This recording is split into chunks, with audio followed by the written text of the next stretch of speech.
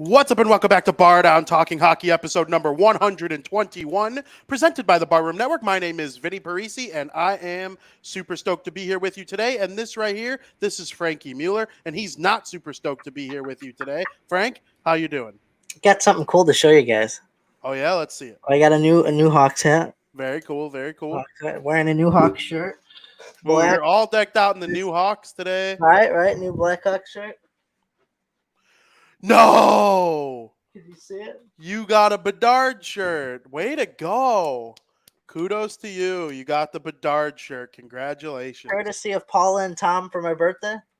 Very, very good. You got a Bedard shirt, jersey shirt. That is the first Connor Bedard item I have seen from somebody that I know. Yep, I'm excited. Once again, thank you, Paula and Tom, for that. I'm excited about it. It's actually my first ever jersey shirt I've ever owned. So. Oh, really? Mm-hmm. Wow. Very cool. Very cool. It totally beats my Red Sox Chris Sale jersey that I'm wearing right now, doesn't it? I think so. I can't wait. I'm excited. It's just going to be the beginning. I'm going to get a jersey eventually. So, yeah, I think I'm going to scoop a Connor Bedard jersey. I absolutely think I'm going to get a red one. Skokes likes the black shirt. Yeah, this also might be my only black shirt for the Blackhawks too. I think. Yeah. I don't have a very ton cool. of them, but yeah. Very cool, very cool. I'm happy for you. Well, Frank, we have plenty to discuss in today's show, although it is July 26th and hockey is about as far away, front end and back end, as it could possibly be. I think we're 80 days away from the first game of the regular season, which that sounds daunting. But when you figure that right at the end of August, you'll see some more big contracts signed, whoever's left, Tarasenko, Dumba. Kane might wait for the regular season, but there'll be rumors at the beginning of September. All those sorts of things will start to heat up at the beginning of September. Then the rookies will go. Every team will participate in their little tournament. So we're really about 30 days away from hockey news starting to return again. But for those 30 days, we're going to try and keep it real here with you during the dry spell of news. And we will start that in period number 1. And welcome to period 1, where today, period 1 is going to be up and down. There are a couple sad things to talk about. There are a couple not so sad things to talk about. We're going to begin on a somber note. We are going to start with the fact that Chicago Blackhawks owner and chairman Rocky Wirtz has passed away at the age of 70 years old. Frank, Rock Wirtz had a very interesting legacy. It probably took a tumble towards the end of his life, but his life was filled with lots of triumphs and smart business decisions that ultimately led to him owning an NHL franchise and leading said NHL franchise to tons of success. Obviously, the Wirtz Beverage Company, they were heavily involved in Chicagoland beverage distribution. When old man Wirtz passed away in 2007, Rocky Wirtz negotiated an agreement with what is now known as NBC Sports Chicago. It was formerly Comcast Sportsnet Chicago, to finally get Chicago Blackhawks games on the air, the home games. And Taves and Kane were both freshly drafted, both about to embark on their rookie season. And only in 3 years did the Chicago Blackhawks win the Stanley Cup for the first time in 49 years on a June night in Philadelphia. And they ended up going on to win 2 more. He made smart decisions to pry John McDonough away from the Chicago Cubs and get him in. And they had Dale Talon already in place, and that led to Stan Bowman and tons of success on the ice. It was a life well lived.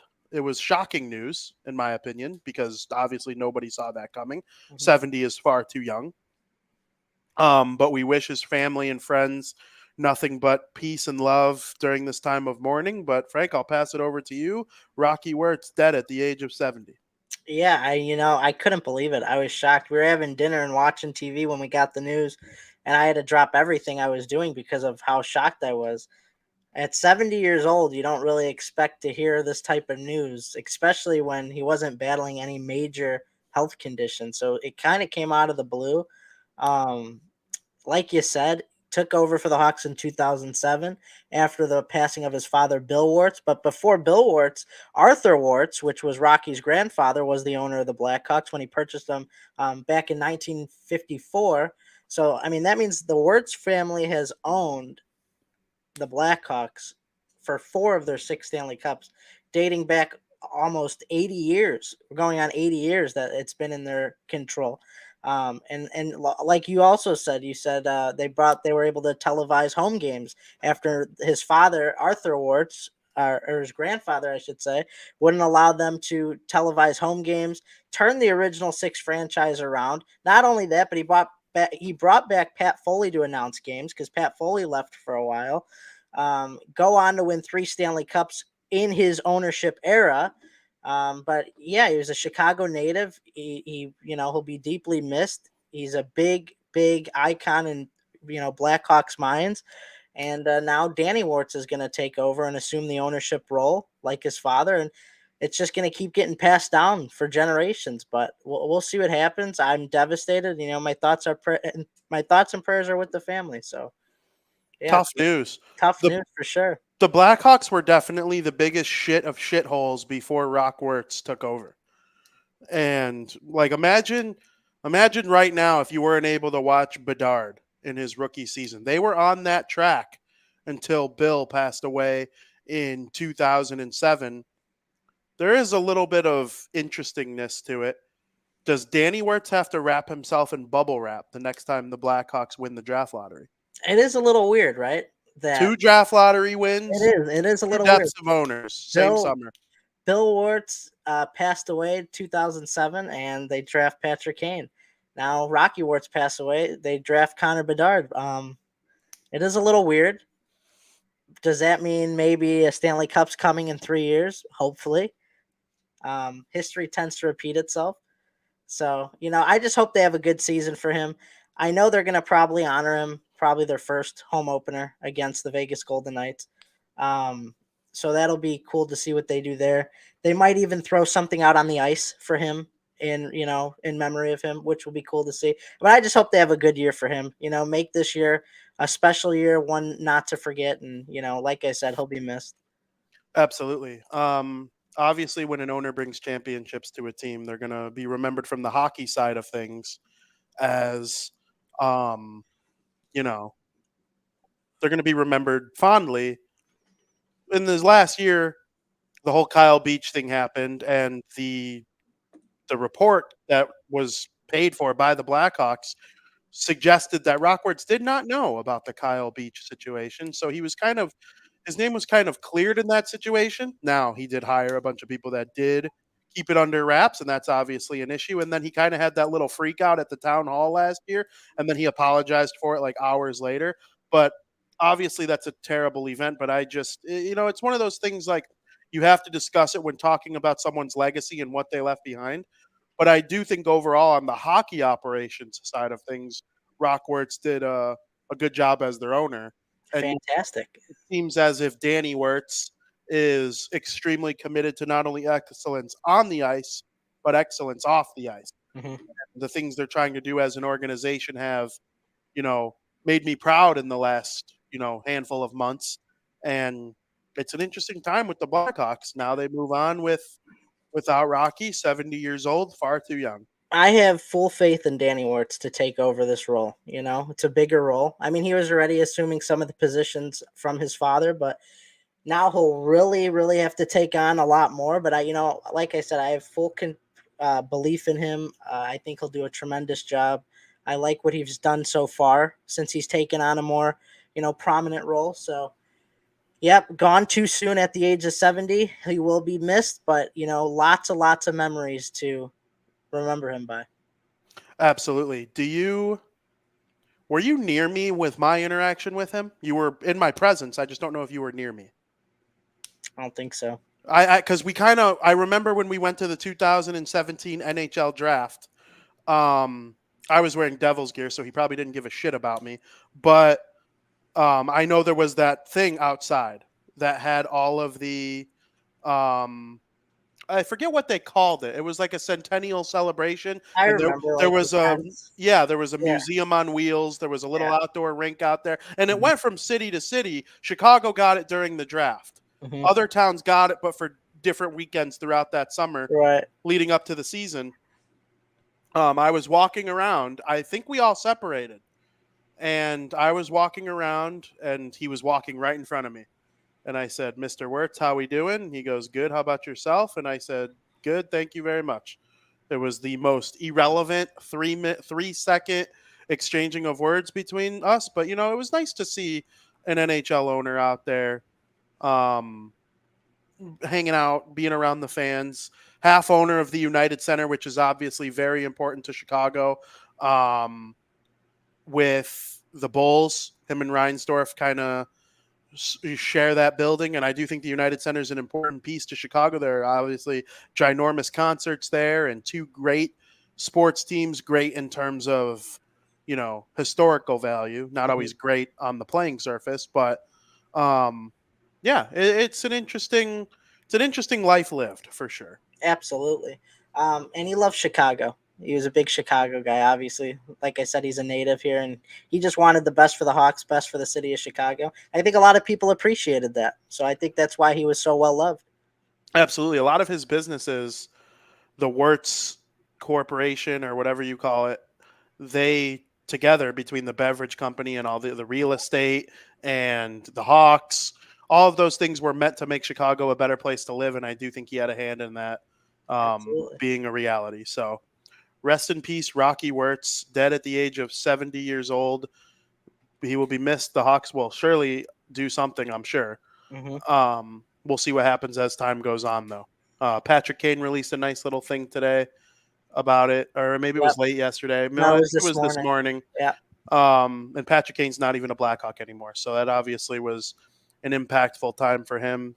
A rookie year with a new owner, never easy, and it was easy. So eh, it's a sad time for the Blackhawks organization. It's Hmm. also a very sad time for the Boston Bruins organization. Little different kind of sad, but after 19 NHL seasons, Boston Bruins captain Patrice Bergeron has retired, and it's got to be one of the better retiring players ever. A lot of guys, they retire after a season where it was clearly time for them to be done. That was not the case for Bergeron. I absolutely believe if he were healthy, he'd be able to come back and play another year or two of incredibly strong hockey. It's not certain that it's not certain that the Selke Trophy winner is going to retire any given year. That happened this year. So a lot of it does have to do with his health. Back problems are never easy in your late 30s when you're trying to get back into playing a professional sport, especially one as barbaric as hockey. And Patrice Bergeron, he retires, one of the greatest two-way forwards. I think he's the greatest two-way forward who ever lived. And statistics back it up, hardware backs it up, and the eye test backed it up. Patrice Bergeron retired. What are your thoughts? Yeah, Patrice Bergeron, great player. This news doesn't really surprise me. Kind of saw it coming. Had a feeling he was going to retire sooner rather than later. But for those of you who don't know, he was drafted by the Boston Bruins at the 2003 NHL entry draft, 45th overall in the second round. And since that day, like Vinny mentioned, he played 19 seasons with the Bruins. Played his whole career with the Bruins, compiled a total of 427 goals, 613 assists, over 1,000 points, 1,040 points in 1,294 games played. He's a Stanley Cup champion. He holds the record for the most Selke trophies with 6. I mean, the list goes on. And when you compare him to the Bruins organization, he's number 3 in Bruins history in games played. He's number 3 in goals in Bruins history. He's number 4 in assists. He's number 3 in points, number 4 in power play goals, number 4 in shorthanded goals, which 22, which that's a lot of shorthanded goals, and number 2 in shots on goals with 3,974. Obviously, Patrice Bergeron's a first ballot Hall of Famer, and number 37 will never be worn again by any Boston Bruins player. He was a tremendous leader. So it's very sad news if you're a Bruins fan, but you could kind of remember his legacy and what he did for the Boston Bruins and make light out of the situation. But now the Bruins are kind of weak at center depth. They got Pavel Zak and Charlie Coyle, which they're great. They're good players, but I mean, those aren't the guys you want running your 1 and 2 center lines. So I don't know if they'll make some moves to try and go after a center before the season, or maybe at the trade deadline next year, depending on where they lie. But yeah, he's a great player, and he's going to be missed in the NHL. That's for sure. 100%. My favorite Bruins player. Oh, me too. And where you're going to be shocked where I put him on the Bruins Mount Rushmore when we talk about that in period number 2. It's going to shock you, and I will debate it till the cows go home. It was 2 decades of excellence, as Foster points out. He, as you mentioned, was taken in the second round of the 2003 NHL draft. For those who don't know, the 2003 NHL draft is the greatest draft in the history of the NHL. It might be the greatest draft in the history of professional sports in North America. I know that 2015 is creeping up on it. It really is. Go back and look at the 2015 draft. All those guys are really starting to get into the 200s, 300s for goals and assists and stuff like that, led by McDavid and Eichel and Kachuk, and all sorts of players from that draft are really starting to burst onto the scene. Timo Meier, Rantanen. I mean, that draft is up there. Bergeron was in that 03 draft in the second round. It's the greatest draft of all time. And if they were to redo it, he would go number 1. There's no doubt in my mind. I think Eric Stahl or Marc-Andre Fleury or Getzlaff or Perry or Parisi, Suter, Seabrook. I mean, it's an outstanding draft. All those guys can make a claim for number 2. Dustin Brown, a Stanley Cup winning captain. Kopitar. It's an unreal draft. But I think Bergeron would go number 1 in that draft. If you think about the players, we just got through the Crosby-Ovechkin era. I think that's fair to say. You can debate who the second, third, fourth best players are in that era. Patrice Bergeron is firmly in the mix. I would probably put Evgeny Malkin third, and I would probably put Patrick Kane fourth.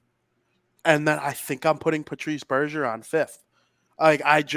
He's the greatest two-way player ever. Yeah, you can argue Bergeron third. You could argue him fourth. Any of those 3, I think, are 3 through 5 of the Crosby-Ovechkin era. But man, what a player Bergeron was. Now, where the issue is, excuse me, normally when a player like Bergeron retires and a player like Krejci retires in the same offseason, you get tons of cap relief, right? Oh, the Bruins, their top 2 centers are retiring.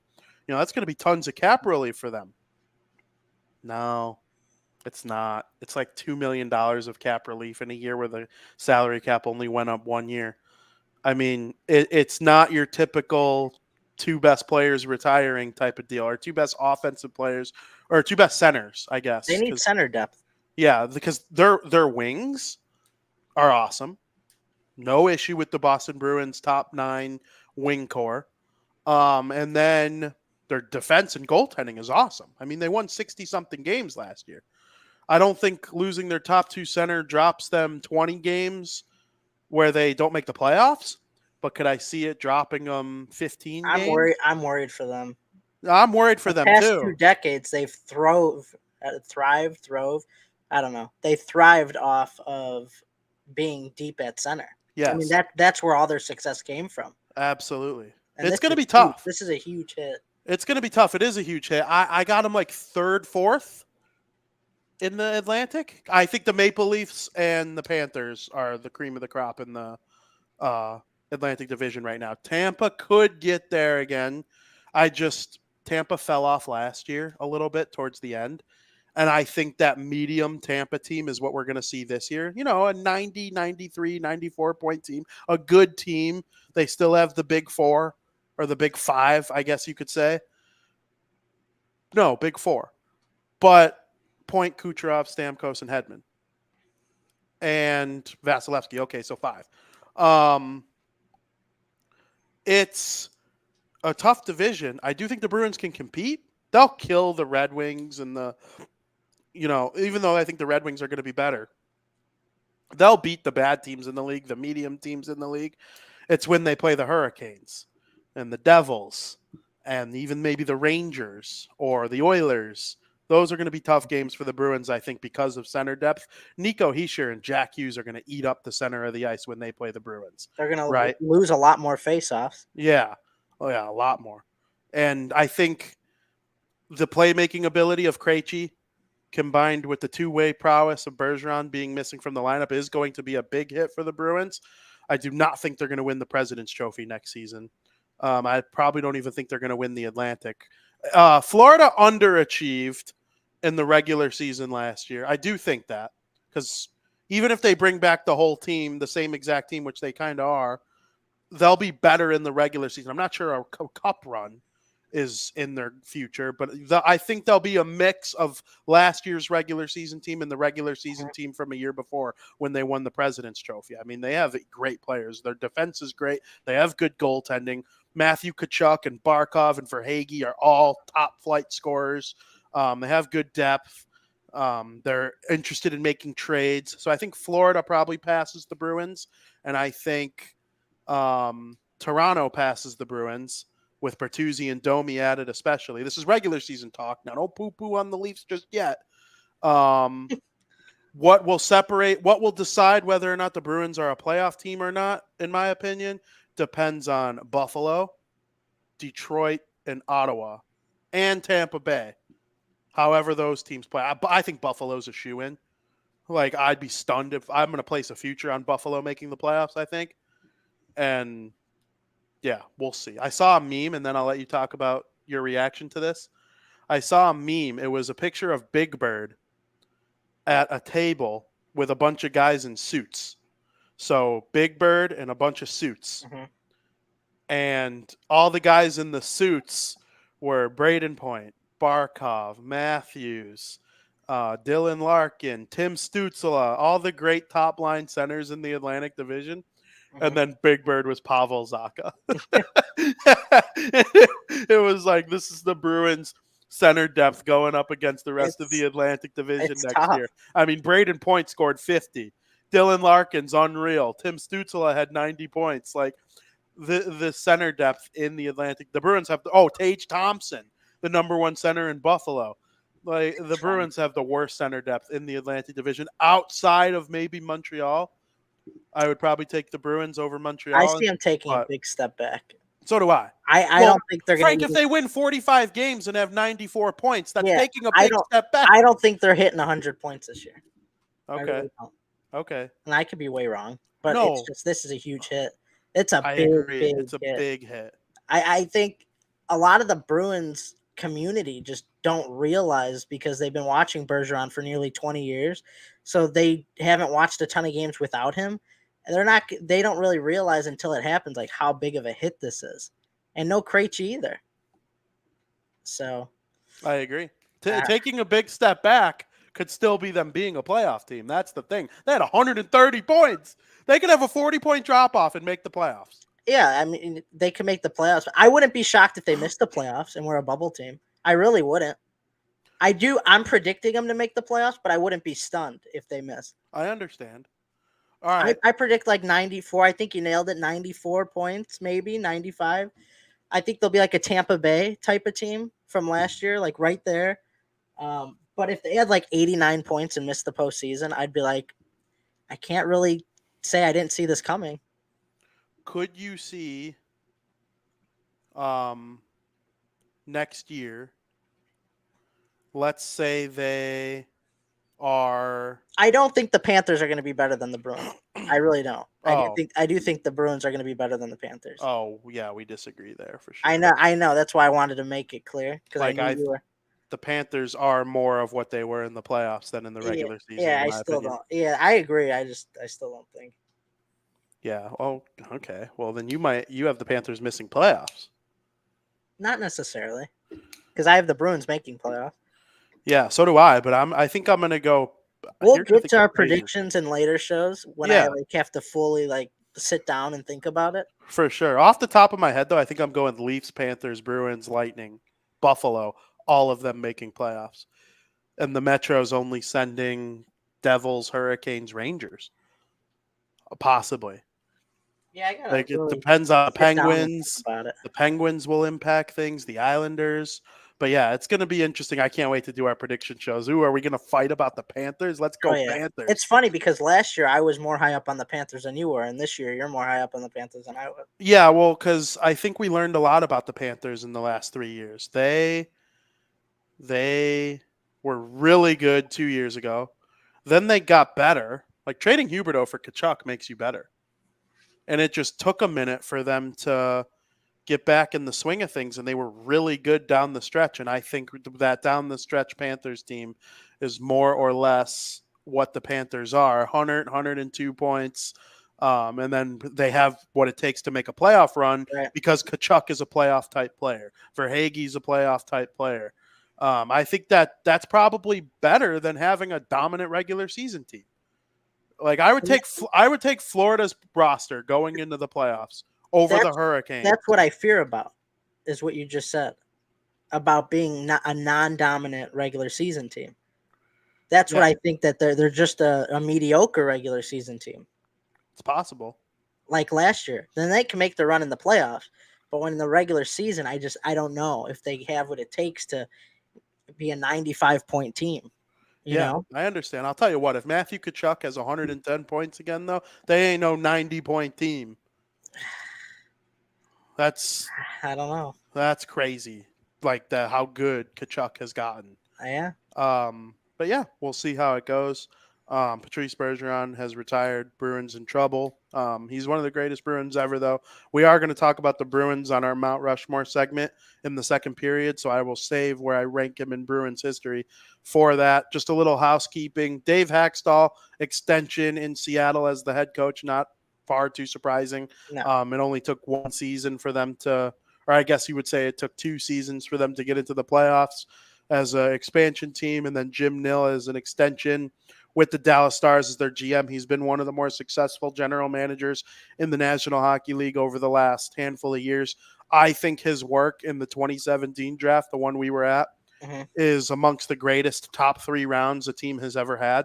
I mean, you drafted your number 1 defenseman, your starting Vezina caliber goaltender, and your leading scorer in the top 3 picks of your draft. Heiskanen, Ottinger, and Robertson were all taken in the top 3 picks made by Dallas in that round. I believe it was the first 2 rounds because Ottinger, they traded up with the Hawks and they got that pick and they took Ottinger. Heiskanen was 4th overall, and then they took Robertson in the 2nd round.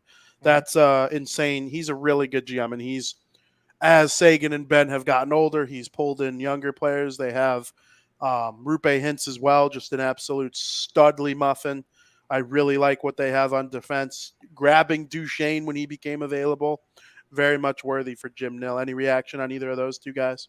yeah. I mean, the extension for Dave Hackstall, saw it coming. How could you not extend him? It wouldn't make sense. Led his team to a 100-point season.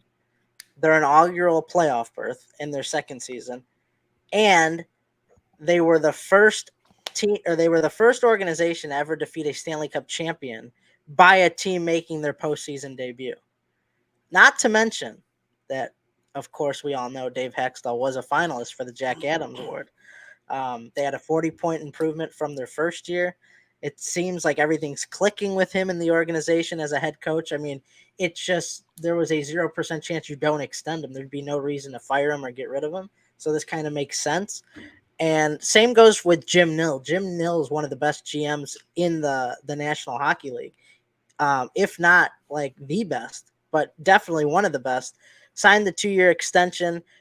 This will be his 11th season with the Dallas Stars. He's done 10 full seasons with the Dallas Stars. And during his time with the Stars, he's compiled a record of 403, 280, and 98. He also stands as the longest reigning GM in Dallas Stars history.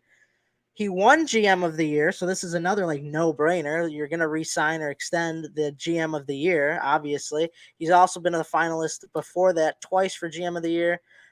He's able to build his teams through the draft, free agency, trades, you name it. The Dallas Stars have always been a force to be reckoned with, especially with him running it behind the scenes. Obviously, whenever Jim Nill's in charge of the Dallas Stars, they're going to be championship contenders. They're going to be a Stanley Cup contender for years to come, as long as he's the acting GM. Not surprised. I'm very happy for the Dallas Stars. I like Jim Nill. I think he's a great GM.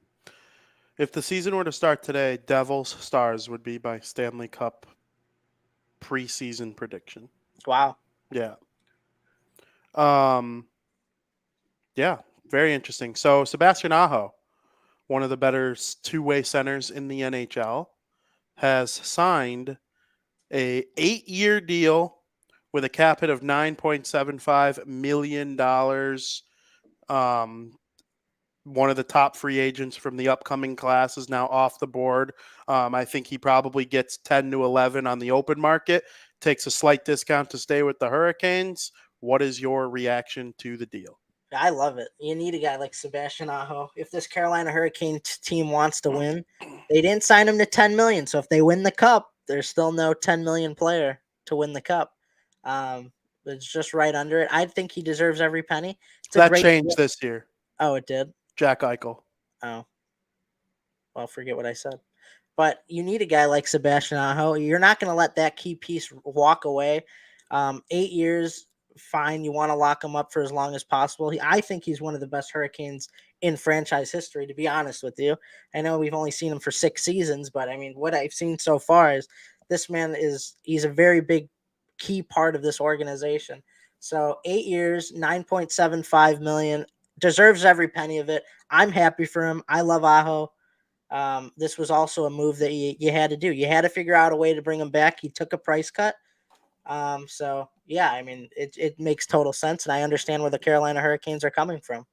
Aho's one of the players that the 10 points per mil doesn't apply to, in my opinion, because of what he does away from the puck as well. Like, I legitimately think he's a diet Nico Hischier.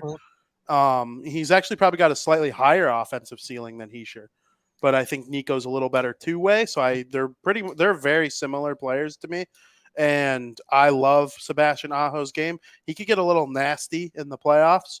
I'm still waiting to see him take that big step in the playoffs.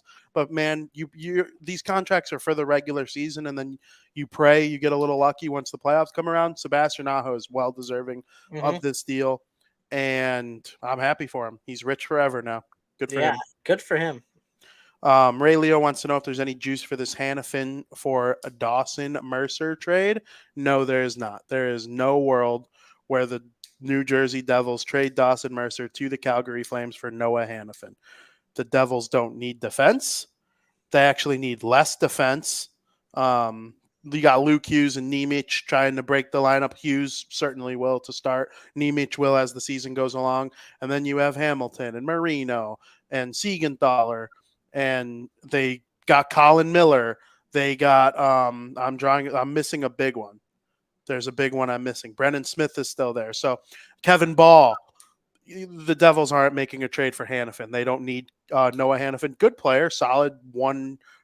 He's pretty one-dimensional, like a defensive defenseman. But they have Ball, they have Siegenthaler, they have Marino. They do not need Hanifin. Actually, they need, I think they need fourth line depth, third line depth, which and a goaltender. And then I think the Devils are trying to win the Stanley Cup. Like, there's no doubt about it. You don't trade a 27 goal scoring second-year player for an average defensive defenseman. That's just, or a slightly above average defensive defenseman. That's just not happening. So Noah Hanifin not coming to the Devils anytime soon. You gotta agree, right? Oh yeah, very well said. Dawson Mercer could end up with like 35 goals this season, because like Toffoli, Meyer, Bratt, and Mercer as the top 6 wingers. And you got Hischier and Hughes down the middle. I mean, those 6 guys legitimately can combine for like close to 200 goals.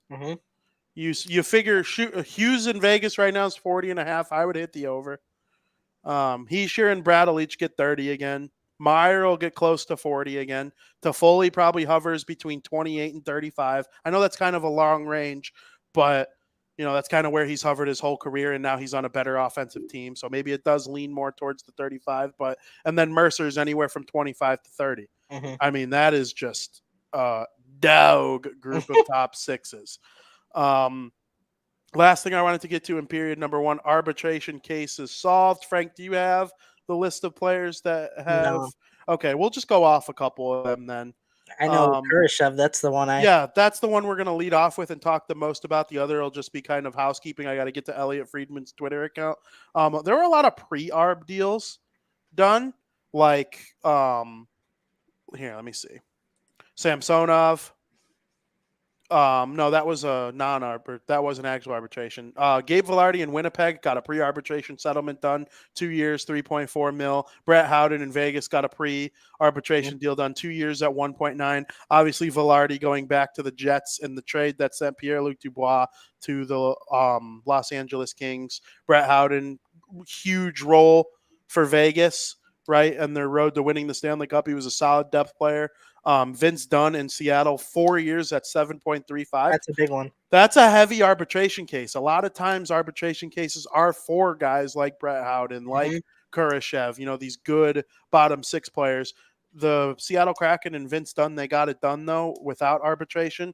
7.35, very good defenseman, probably right in the right range for the Kraken there. Not an overpay, probably not an underpay either. It's probably about what he's worth. And then you get to some of the ones that are important in terms of that went to arbitration and are solved by now. Samsonov with the Toronto Maple Leafs, 3.55 mil, with Matt Murray probably being done. I think he's going to retire because he's going on long-term injured reserve as of today. And so Matt Murray's career is probably over. But Philip Kurashev with the Chicago Blackhawks, 2 years, 2.25 schmil, sup. I could deal with it. I'm fine with it. I think it's not terrible. I know Tom's not too happy about it, but yeah, I don't know why. It's not a big Kurashev guy. He's not a big Kurashev guy. Kurashev's his kind of guy, though. I don't get it either. He's a 25-point player. We're fine. He's a fine bottom 6 player. It's to me, I could deal with it. I'm not going to lose sleep over it. It's fine. I can't say it's great, and I can't say it sucks. The arbitrator did his job. It's right where it should be, in the middle. Well, Kurashev won the debate. Now, when you go to arbitration and you don't get a pre-arbitration deal done, the team picks the term. And the Hawks wanted to lock him in for 2 years, but they wanted him at 2 years, 1.5, and he wanted 2.8 or 2.7, something like that, high 2s. And the arbitrator kind of leaned his way and got him in the 2s at 2.5. He's a solid third liner. Like, he would make the Devils lineup, I think. Maybe he'd probably play on their 4th line. What do you say? I do not.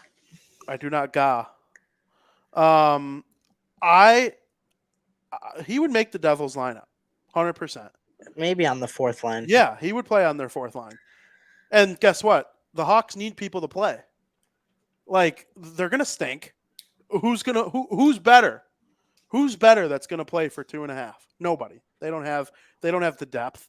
It's not like they got an arbitration deal at 2.2 with Kurashev done in 2015 or 2004. Don Burr. It's been a long time since I've seen Don Burr pop up in the chat. Detroit Red Wings Hockey Town. Yeah, 10 years ago, Don Burr. And freaking Pavel Datsuk and Henrik Zetterberg and Lidstrom. Yeah. Detroit Red Wings Hockey Town. They haven't been Hockey Town in 10 years. I like the Wings. They're one of my 10 favorite teams. I've always said it. They're a team I enjoy watching. They're one of my 32 favorite teams. Favorite jersey in the NHL, the Detroit Red Wings. But, they stink, just like every other Detroit sports team. Kurashev, he's a fine player. He's not going to be on their championship teams. He's a body to play right now. Yeah, that's fine. I think Kurashev, he's going to play third line on a bad team. That's what it costs. Aldo says Red Wings are now the Pink Wings. There you go. Yeah, Don Burr is an ultimate. Don Burr's the biggest Bears fan I know. A true Chicago fan. Yeah, he is a true Chicago fan. He loves the Bears. Like, the fact that he's in on the Barroom Network as often as he is just tells you exactly how much this guy loves Chicago. He knows that it's just better than Detroit. I assume he watches Bare Their Souls, Dan and Aldo. Yeah, oh yeah. He watches Bare Their Souls. He's always in Mike North shows. He's been in a couple of our shows throughout the years talking about the Red Wings who hasn't made the playoffs since we started Bardown. Are the Red Wings the only team that haven't made? Oh no, Buffalo, Ottawa, Ottawa, the Hawks. the Hawks. There's a few. There's a few. The Red Wings are one of them though, and the Red Wings, They're not bad. I think they might make the playoffs. They might. No, they're not bad. They've been bad for the duration of this show. Yeah, And no team got screwed by draft lotteries more than them. but I don't think they're terrible. No team has gotten screwed by draft lotteries more than them. They've been the worst team in the league to not win a draft lottery. 100%. If you could take all the teams out that haven't won like Montreal won, New Jersey won, Edmonton, Colorado didn't win one when they were bad, but they weren't bad for long enough for them to be in the Red Wings class. Mm-hmm. Buffalo won 2. Montreal, I said Montreal. I'm missing one. Chicago, they won 1. I mean, I can't think of a team that had worse lottery luck than Detroit. So sucks for them. Not for me. I have Heischer and Hughes. But back to Kurashev.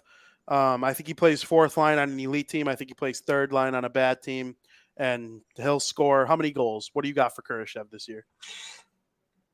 15? 10. 10. 12. I'm going 15. 15. That's like 15 for Kurashev. I was being nice. In my head, I had 8, but I said 15, 15, and 30 for Kurashev this season. He's on gonna a have much 10 improved. goals and 22 assists. Okay, so we're both right around. Oh, you have more points. Mm-hmm. I'm going 15-15, just a solid 3rd liner. He'll make some noise, and that's fine, I guess. Yeah. Like I said, I can't. And then we'll buy Tom a Kurashev jersey. It'll fit right in. Then I'll get traded. It'll fit right in with the 410 jersey. Yeah. 15. Book it. I ain't booking 15, Skokes. That's insane. Okay, Tom agrees with me and Skoke agrees with you. We like Buddy fucking Robinson, but we're gonna sit here and talk shit about Kurashev, who had a good year last year on a shitbag team. He's fine. He's better than fine. He's better than fine. He's fine. You guys are on crack. He is going to have a good year. I'm on the Kurashev bandwagon. He's gonna be your dad. I don't want to see either of you cheer if Kurashev scores. Listen. I'm a Hawks fan, so if he scores, good. I'm glad. Go. I hope he scores 50. I don't think he'll score 50 in his career. I'm gatekeeping Kurashev from you and Tom. You no score, no cheering. Kurashev on a breakaway in overtime. He scores. I want you and Tom to go, fuck. No. Yes. 10 goals is fair. 15 is like. 10 is fair. 15 is a lot. Frank, the Hawks were bad last year. I don't care. I don't think you realize how bad they actually were. He could play with Bedard. He's not getting 15. Come on. He's not. You don't actually believe that. I do believe that. Well, Bedard's not a playmaker anyway. I mean, he is, but Bedard's shooting. He can play on the first line and he's not getting 15. You're on glue. Dude. 10 is respectable. Freaking Leo Komarov. If he was getting 15 goals, then the Hawks would have gave him $3 million. And said, all right, we're fine with it. We wouldn't have even gone to arbitration. No, I know, but Leo Komarov and P.A. Parentovechkin each scored 20 goals on Toronto's top line the year they won Austin Matthews. Those guys suck. And they got 20 goals playing top line minutes. Comparing Austin Matthews to Philip Curry. No. Matthews wasn't drafted yet. It was the year the Leafs were so bad that they won the lottery. P.A. Parentovechkin. I remember Parento. Yeah, P.A. Parentovechkin. Why do you say that? Because that's what Steve Dangle called him that one year in the LFRs. Because he scored 20 playing on a top line. You play on a top line, you score 20. You get enough minutes. You get enough minutes on a top line to score 20 by accident off your ass cheeks. I don't hate Kurashev. No, you shouldn't. I think he's overrated. He's an okay player. Thank you. Okay He's players. He's okay. Okay players are in the 10 to 15 range, making 2.5 in today's NHL. Which is why I said I'm fine with the deal. He's better than McLeod. Yeah, I'd take that. Yeah. McLeod scored 4. What Okay. did McLeod get? Well, Kurashev scored 8 last year, I think, which is fine. I see an improvement. I have him having more points than you do. McLeod makes 1.4, but that's only for 1 year. And he had half the goals of Kurashev, so he got half as much money. Exactly. That's why I'm okay with the deal. I think it's fair. Listen, I have him getting more points than you do. So what's the problem here? You're calling him a better player than me, actually, because I think the more assists you have, it shows how much I better just of a don't player think you are. he's that good of a goal scorer to pot that many goals. That's fine. Oh, Kurashev. I'm tweeting. He's going to have a breakaway to win the game, and he's going to shoot wide. I'm And then I'm going to clip it and send it to you. I'm tweeting every Kurashev goal this year. Every Kurashev goal will be tweeted by me. That's fine. Let's go, Phil. I hope he scores 30. Maybe I just like a nice Phil. You know? Everyone needs a good Phil. That's what the Devils are lacking. They need a Phil. They'll win the cup if they get Kessel. No. Well, maybe. That's a good Phil. He's a great Phil. Philip Deneau. Philip Deneau is unreal. That's a guy. That's the best. That's the best third line center in the NHL. Philip Deneau. Tom says he's not anti-Kurashev. He just doesn't think his performance in the past merits the award he got at arbitration. Decent fourth line. I agree. He's a fourth line player. Well, I said that on a good team. The Hawks. Yeah. The Hawks don't have 5 players better than him. And maybe that's why it's just like bitter. Yeah, the Hawks don't have 5 players better than Kurashev. His advanced stats are not that pretty. But his core C4 is only 40. But he's on a shit fourth line on a shit third team. Kurashev. Oh, he's only 23 and he's from Switzerland. He's going to play in the Olympics, bro. He's young. Yeah, I mean, he's got some potential maybe because he's young, but I don't see it. He's fine. He'll go down as a great fourth line player in NHL history. That's yes, fine. I agree with that. But on this bad Hawks team, who's going to be on their fourth line? Oh, he'll have more points. He'll have more points than Perry and frickin' Foligno. He better. But I don't know about Donato as the fourth line center. They're old. Yeah. Well, we'll see what happens. They weren't brought in to get 20 goals. No, they were brought in to have 20 hits a game. So he better. That'll be embarrassing if he scores like 5 goals. But it's one of those things that's not regress. No, he can't regress, but also like it's one of those things that Tom's kind of right. Like it's not worth getting mad about. No. Because he's not going to be there when they're good. You have to pay guys to play. There has to be bodies capable. It's better than calling up somebody from the AHL. Philip Kurashev is an NHL player. He looks like he belongs when you watch him play. Call up someone from Rockford in his place that just gets toe-picked every single game. Which is why I'm fine with it, because I know it's temporary. Exactly. But it makes for good conversation. Great conversation. I can't wait to cheer every single time. I hope Kurashev has a hat trick on opening night, all assisted by Bedard on the power play. You'd like that, wouldn't you? Oh, I would love it. Frank, I think it's time we get into some more Embrace debate. Oh, boy. In period number 2. Welcome to period 2. Do you want to go me, you, yeah, you? Yeah, I think we should. Yeah. All right. Let's start from the bottom of our lists here, though, so we can end on the top 2 teams of the program. You know what the top 2 teams of the program are. Oh yeah. I'll have you go first with my 4th team, the Toronto Maple Leafs. Frank. Oh, for those who don't know, really quick. Oh yeah, you gotta explain. Last week on the show, Frank and I each drafted our 4 favorite teams in the NHL. I would put the Hawks on my list as well, but for the sake of the show, I let Frankie have the Hawks, and I picked an extra team. I'm not sure if anyone on my list would make Frankie's. But anyway, for what?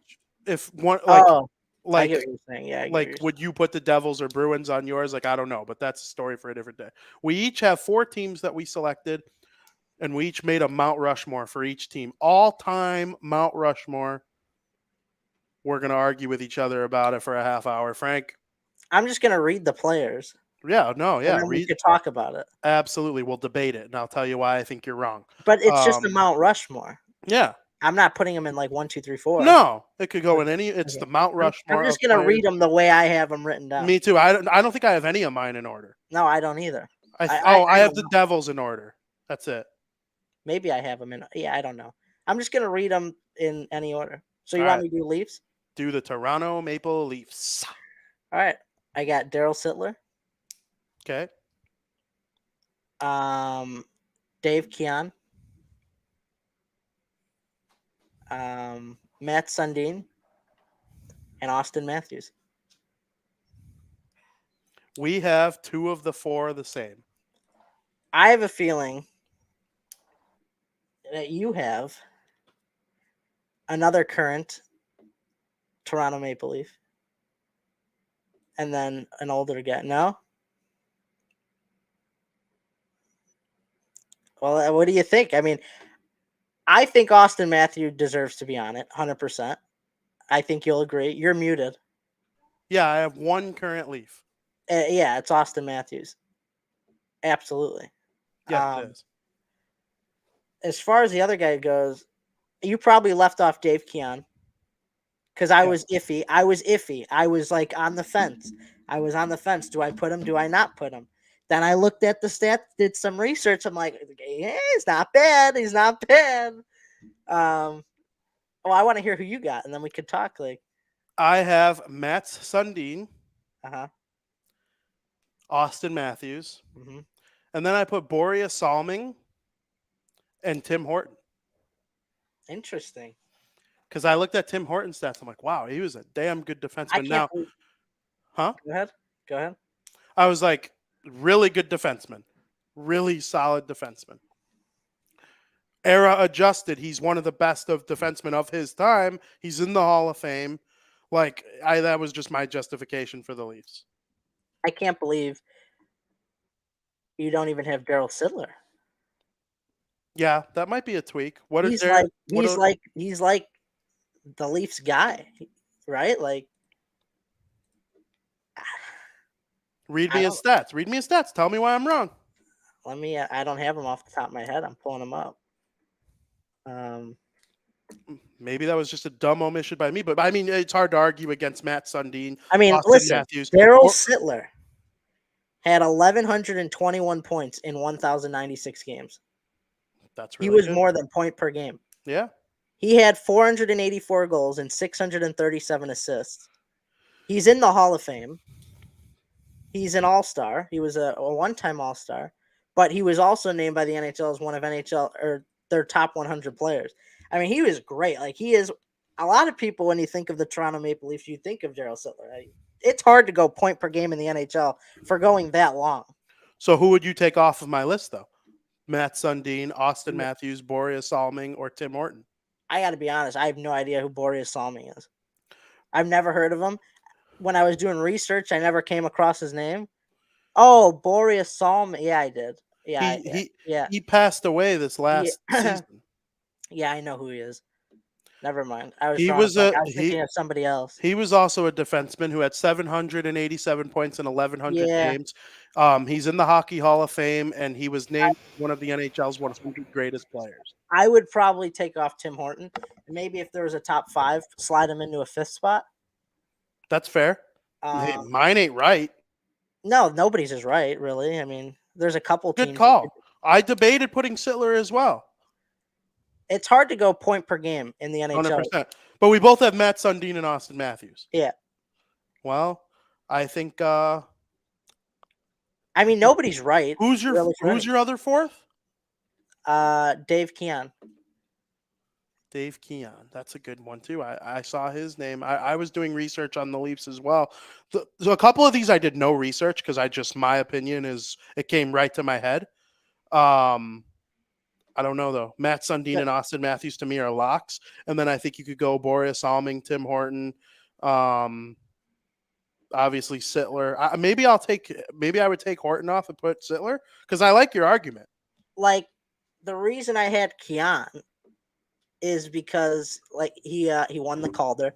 He was a 2-time All-Star, won the Lady Bing twice, and winning the Lady Bing, and he was just shy 14 points of 1,000.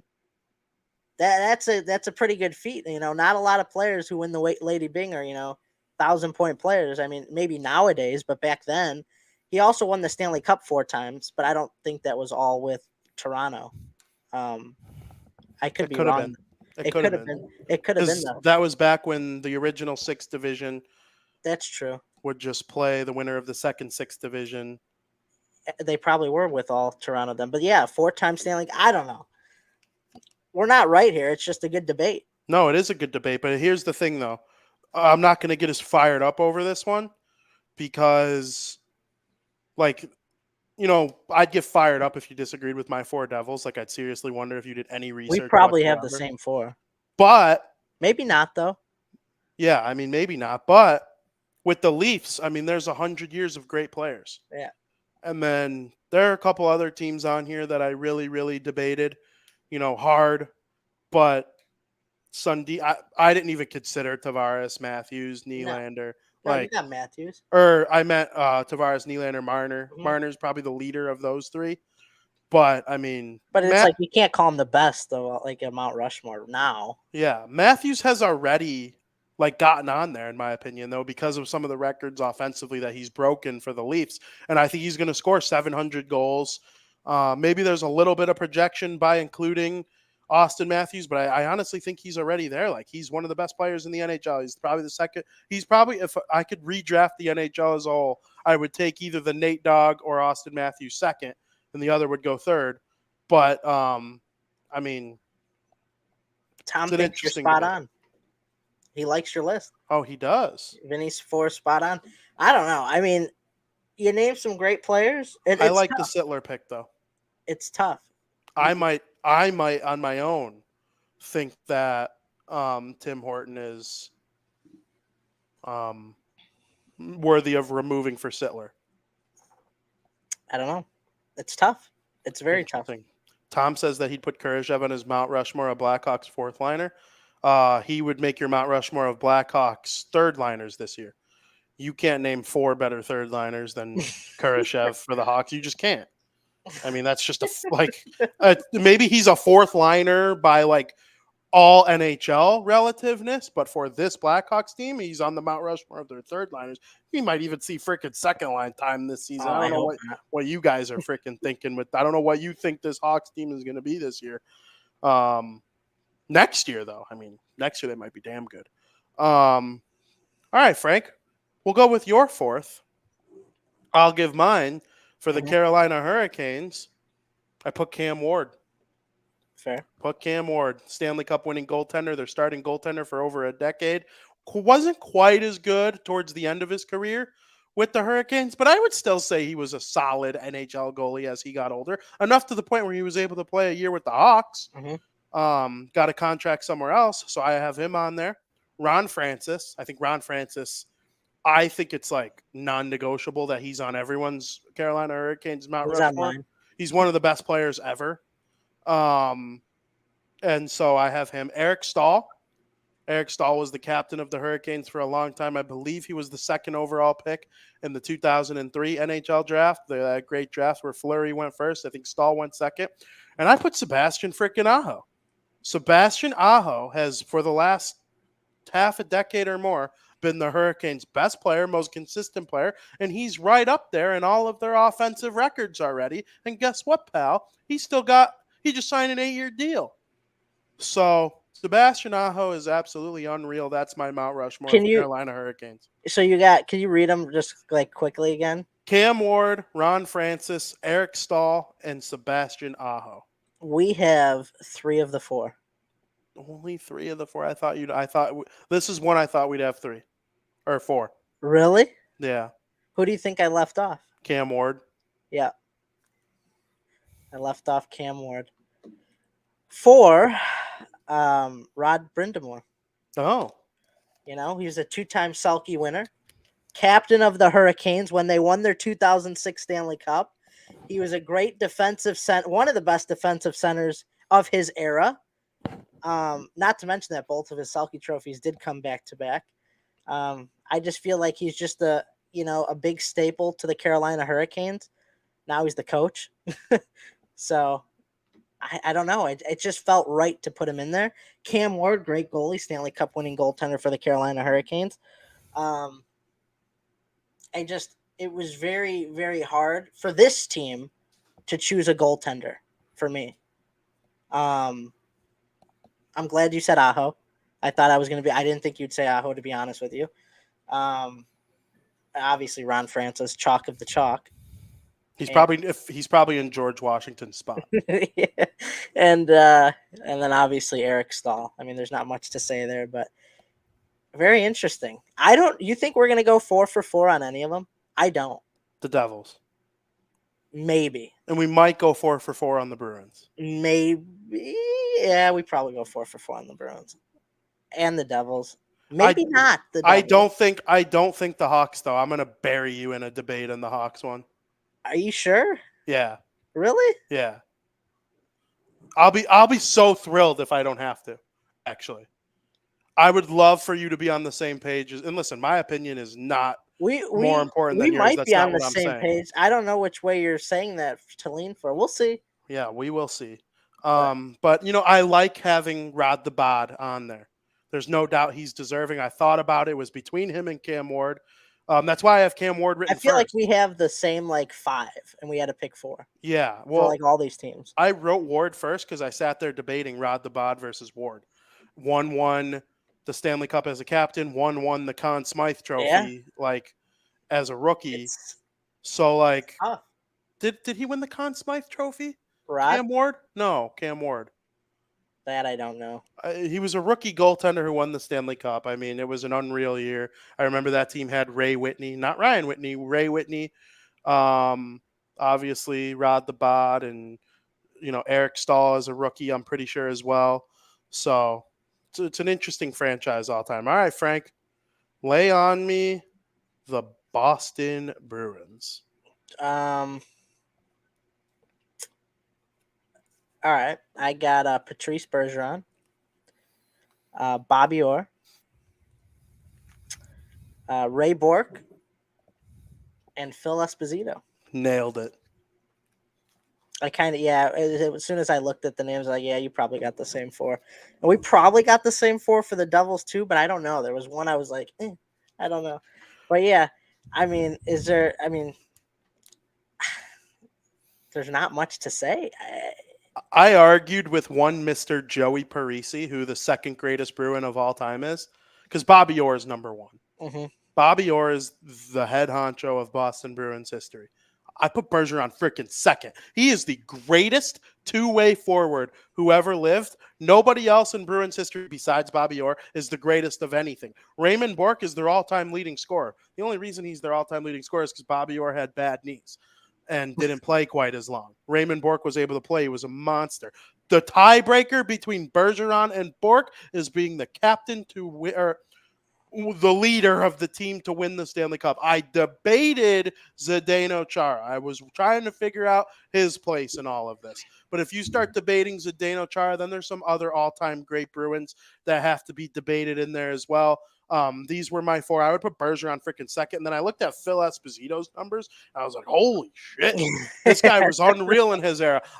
When I think about like Wayne Gretzky or Mario Lemieux playing in today's game, I could see it.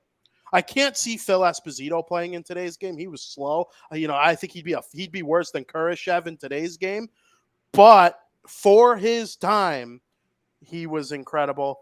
And I enjoyed going back on this Bruins history yesterday and catching some clips of Phil Esposito just dominate the people. He was a 2-time Hart Trophy winner too. Mm-hmm. Absolutely. And he won the Stanley Cup twice. Yep.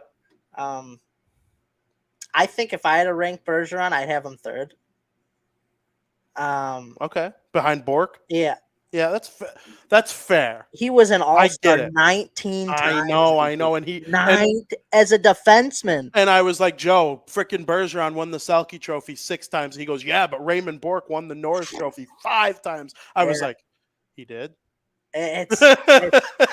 He was insane. Yeah, he was insane. Bergeron and Bork, the tiebreaker for me is the cup.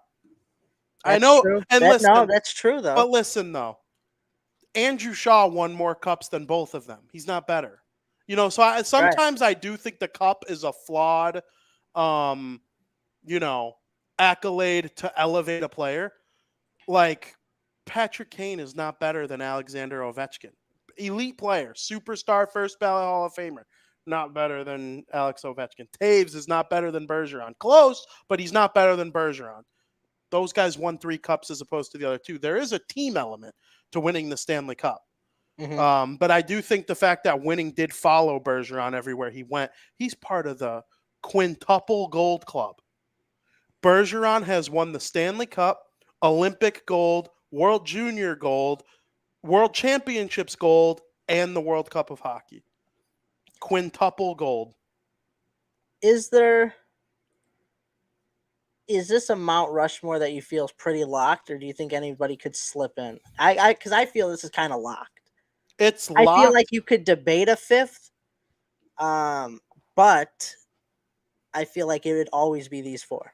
I think a generational talent could boot Esposito. No, I mean right now. I'm not saying no. I'm not saying like this. Obviously, all these could change, but I'm saying right now.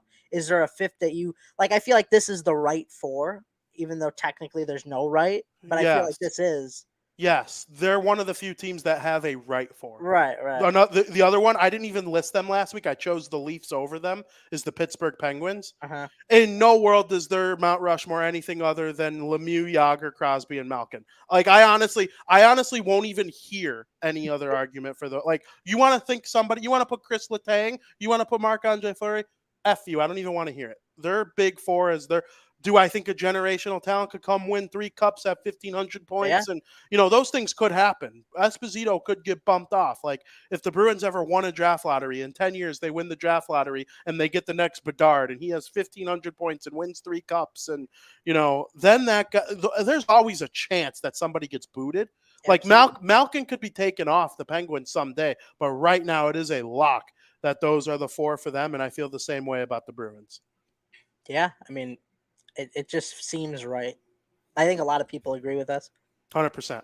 The Tampa Bay Lightning, they have 5 guys that deserve. You can argue 6. This will be interesting. But they have actually the Lightning have 7 guys who could be in the conversation. But I think 5 of them really should be on the Mount Rushmore. But there's only we're not going to agree here. I don't think. But I'm nervous. Nothing you say though, I'll disagree with. That I have a couple honorable mentions that I was swaying between. Me too. But we might though. We might. If you have 4 of my big 5, I won't argue with you, no matter how you put it. I think I have. I mean, we might have the same. Then we might. Let's hear it. I'm excited. Let's hear it. All right, I got their all-time leading scorer, Martin St. Louis. I have Steven Stamkos. I have Andrei Vasilevsky. And I have Victor Hedman. We did not go 4 for 4. Did we go 3 for 4 until I picked Hedman? Yeah. I have my reasons. Was your 4th Kucherov? Yeah. Okay. Those are the big 5. I sat there. Look, you could kind of tell I wrote in Hedman later. That is hilarious. Off to the side. I slept on it. I wrote down 4 for all 8 of these teams. And you didn't see any of my other teams. I forgot. No, I didn't see it. Dumb idea. I wrote down 4 for all 8 of these, for 7 of the 8, and I left St. Louis, Stamkos, Vasilevsky on the table, went to sleep, woke up, thought about it more, and debated it in my head, and there was one tiebreaker for me that got it done for Hedman. Let's hear it. He won the Conn Smythe Trophy for their Stanley Cup championship. And the way he dominated in the playoffs that year, actually 4 years in a row, if I could pick any defenseman in their prime in the last 10 years, it's a hefty debate between Duncan Keith, Drew Doughty, and Victor Hedman. And he was made in a lab. He's big, he's fast, he's mean, he's strong, he's skilled. He's basically a slightly lighter version of Chara. And I think he's the real deal, and that's why he was my tiebreaker. Vasilevsky's on the Mount Rushmore of NHL goaltenders, in my opinion, all time. Like, any old person who wants to debate me with one of their old guys that was wearing newspapers for pads in 1920, fine. It's Brodeur, Waugh, Hasek, and Vasilevsky. Hate to tell you. And Stamkos, he's probably going to be their all-time leading scorer by the time things are all said and done. And then St. Louis in fourth. He's their all-time leading scorer. He's fourth on this Mount Rushmore. I'd boot him off of the Mount Rushmore one day over Hedman, I think, now. After thinking about it, and I know I wrote St. Louis first because right now he deserves to be on it. Mm-hmm. But if in 5 years Kucherov has 1,200 points and they win one more cup, I would bump St. Louis off and make that the big four, their current big four. Braden Point is listening somewhere, though, and going, you damn fools, I'm going to score 54 more times, and you're going to put me on that list. Kucherov made it for me because he's, like, heavily over point per game in the 644 games. He's got a Hart Trophy and a scoring title. And he's got a 2-time Stanley Cup champion, Hart Trophy. He holds the franchise record in points per game and assists per game. So it's just, that was my, I don't know. I think I'm an idiot. I think I boot St. Louis and put Kucherov. Wow. Really? I'm thinking of. I think St. Louis is a lock on mine. One cup, all-time leading scorer, Art Ross. Did he ever win the Hart Trophy? No, he didn't. But he did. He won the scoring title in the short season. He had like 70 points or something, and that led the league the year the Hawks won the cup. Mm-hmm. Unreal player, undrafted, short king. I don't know. He does hold the Lightning's franchise record in assists, shorthanded goals, which is big. If you hold any record on any team, you're up there. You remember I don't. To me, it just seems like you're right. I agree. Okay, I will. At least for now. I'm saying this: Hedman doesn't come off for Kucherov. St. Louis does in 3 years or so. That's fair. I do think, because what if Kucherov is their all-time leading scorer in a couple years? You're going to take Stamkos off? Who's a player we haven't mentioned, but I have a couple that deserve to be mentioned when talking Tampa Bay Lightning history. We got the same one, Vincent LeCavalier. Yep, and then I was going to give a little nod to Brad Richards too, because he was unreal too. But not on these guys' level. No. Guys like Brad Richards, St. Louis, and LeCavalier win one cup. Guys like Stamkos, Vasilevsky, Hedman, Kucherov, Point, they win 2 cups with a fourth appearance. Bishop was the goaltender for the first of 4 appearances, but you get the point. Mm-hmm. Tom wants to know, would John Cooper be on your coaches' Mount Rushmore? Is that active coaches? Because if it is active coaches, he would probably be, I would put him 2. My top dog in the NHL, his team has gotten a little old. But I think if he were to go to a fresh, young team, they'd get right into Stanley Cup contention. That's Mike Sullivan.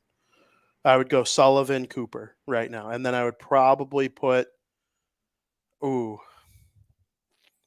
don't know. Bruce Cassidy is probably in the conversation. Montgomery was good this year. Barry Trotz has to be in the conversation. The last time Mike Babcock coached, he was considered in this conversation, but I don't think that's going to be the case anymore. No. But yeah, that's my Tampa Bay Lightning. When we do this conversation on episode 300, don't be surprised if I boot St. Louis and put frickin' Kucherov, because I ain't taking Hedman off. After thinking about it, Hedman's unreal. He'd be my 5th. I just can't justify it. I don't know why. That's fair. All right, Frank, the Minnesota Wild. We might have. I don't know. I'm going to read them. We'll see what happens. I got Mikko Koivu, Marian Gaborik, Zach Parise, and Nicholas Backstrom. Did we go 4 for 4? We went 3 for 4 up until the 4th. until Backstrom. Yes, I put Very Suter. good goalie. Very good goalie. Outstanding goalie. He was an Olympian. He was like he, it was he also him. he led the Wild in games played for goalies and wins, which that's what not it for me. He's the all-time leader in Wild wins for a goaltender. So I felt like he deserved the spot. The other three, yeah, it kind of makes sense. Gaborik was actually the first ever draft pick by the Wild. Koivu is the all-time leader in assist points in games played, second in goals. But the Backstrom one, I don't. Who's your fourth? I put Suter. Fair. I maybe I valued defensemen similar to like Yeah. Hedman, but like he was the NHL's leader in ice time for all those years. They don't go to the playoffs as often as they did without signing Suter and Parisi.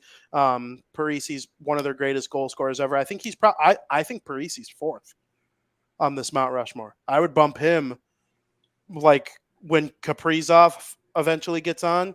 I think Parisi probably gets booted, and Suter, Koivu, and Gaborik That's stay. interesting. Suter was my fifth. Oh, really? I mean, maybe I would keep Parisi and boot Suter or Gaborik. Koivu, though. Mikko Koivu is one of the most underrated players in the last 20 years. Think of Sebastian Aho. Oh, right. But Not a lot of the people Wild. talk about him. Yeah, he was a guy capable of getting in the 70s, 80s for points and just an elite two-way game. I think he was nominated for the Selke Trophy at least once. I would have to look back on that. I could actually probably pull that up pretty quickly. Mikko Koivu, 2006 to 2001. He came in third for the Selke Trophy in 16-17. Then he's got 2 other top 5 finishes, and he has received at least 1 vote in 1, 2, 3, 4, 5, 6, 7, 8, 9, 10 of his 15 NHL seasons. So with the Wild. So that's insane. People forget he played 1 last year with the Columbus Blue Jackets, but the Minnesota Wild are a younger team, so their Mount Rushmore is a lot more debatable. But they're young enough where, like Vegas, to me, their Mount Rushmore isn't debatable. Like I think their top 4 is pretty clear. But in 5 years, it might not be as clear because guys will be similar in points and stuff and impact. So that's where the Wild are right now. But I don't hate the Backstrom pick at all. He also won the Jennings Trophy too, which is huge. Yeah. He had that season, what year? 2006, 2007. Who would have his backup been that? He had year? a 197 goals against. Yeah, that's very good. I mean, I remember 8 shutouts. Finland was Rinne, Rask, and Backstrom early on, and then Backstrom got a little older, and they replaced him with Niemi. And then I remember Backstrom very well. Yeah, so that crazy goal Patrick Kane scored, the shootout goal where he went really slow, that was against Nicholas Backstrom. And I'm not talking about Nicholas Backstrom of the Washington Capitals. No, 2 different Nicholas Backstroms. Both very good players, though. I probably would take Capitals Backstrom if I had to pick. He'd be on the Capitals Mount Rushmore for sure. This is a very interesting list that we've come up with. I like this. This is absolutely good. It's very fun. This is good juice. All right, Frank. Speaking of the Vegas Golden Knights, we might go 4 for 4. I honestly think we go 4 for 4 here. There's 1 non-misfit on my list, and I think that might be there's 1 non-misfit I have 3 misfits and a non-misfit. I think the non-misfit has come in and inserted himself. This is interesting. Into the list. We're going to be really off, I think. Really? I think, yeah. Okay, I have Marchessault. Uh-huh. Stone. Okay. Carlson. Uh-huh. And Riley Smith. Interesting. We got 2 of 4. 2 of 4. Do you put Marchessault and Carlson? No. I put Marchessault and Stone. Okay, and who are your other 2? Marc-Andre Fleury. Okay. You might call me crazy. I think you're just crazy for Fleury, too. Because it's so fresh, but I put Jack Eichel. See, I debated Eichel. He was their best player by far on the Stanley Cup championship team. Fleury was such a force to be reckoned with when he started out with Vegas that it was just, he didn't win anything with them, but it just, he was people will remember Marc-Andre Fleury as a Knight they might not remember him as a Blackhawk, but they'll remember him as a Knight, even though he was most prominent with the Pittsburgh Penguins. And to me, when I thought like most memorable Mount Rushmore, you're going to remember him when you think of the Knights, I decided to put him on. I understand. I just think for my Mount Rushmore, if a team is 6 years old and they've already won the Stanley Cup, guys from that Stanley Cup team have to be on, and it's got to be That's guys true. That's that have true. I made the never really most thought about it, I guess, like that. make the most impact. Obviously, Marchessault, Carlson, and Smith, they're all misfits. Carlson has a 40-goal season. He's one of their 3 all-time leading scorers as a franchise. Same thing with Smith and Marchessault. Marchessault won the Conn Smythe Trophy, and Mark Stone was the captain of their Stanley Cup championship team as well, while playing an elite two-way game from the wing, which is very rare. Marner, Hurdle, Hossa, wingers that can be Selke Trophy guys. Stone is one of those as well.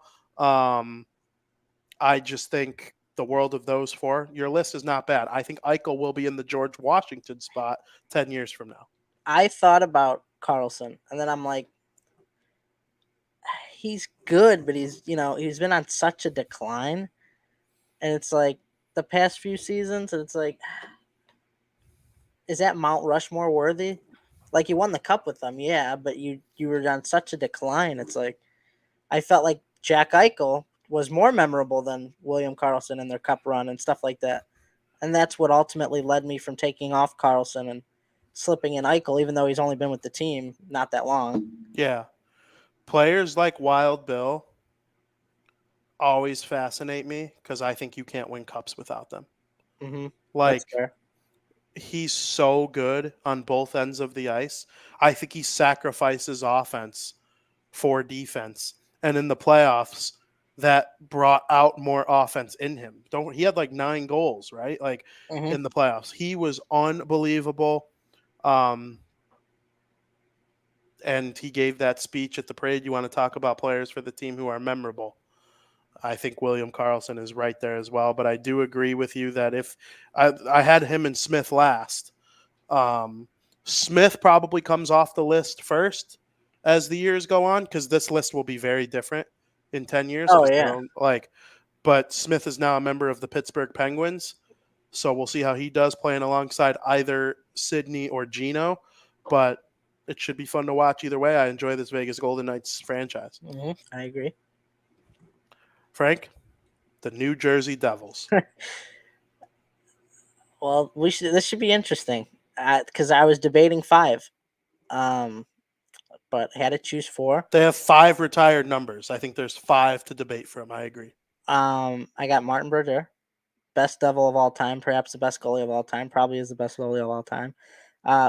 Patrick Elias held the record for the most points in a single season before Jack Hughes. Had to make the list. Obviously, I include Ken Danico, which maybe you have the other one I left off, and Scott Stevens. You gotta have Mr. Devil, right? No. Wow. I love Ken. Wow. He's the only player on any of these lists I met and talked to and had a conversation with. He's been on the podcast. He's been on the I've interviewed Ken on the podcast twice. Wow. He went out of his way to meet me at the United Center so I could get a picture with him and shake his hand. He's not on my Devils all-time Mount Rushmore either, and I think he would tell you that he's not, because of Martin Brodeur, Patrick Elias, Scott Stevens, and Scott Niedermayer. That was my 5th. Scott Niedermayer. When you watch Cale Makar play, he's like a better version of Niedermayer. Like, I'm trying, maybe Erik Karlsson is a good comparison for Niedermayer. I mean, there's a reason Niedermayer left the Devils, went to the Ducks, and they won 1 cup. Mm-hmm. Like, he got an extra cup in there with the Ducks. Like, him and Pronger on the Ducks, that was like one of the best pairs ever, and they did it in freaking Anaheim. Like, people all Getzlaff, Perry, Solani, like, yeah, those guys were unreal for the Ducks when they won the Stanley Cup. Niedermayer and Pronger on the back end are like a huge, huge reason. You're probably right.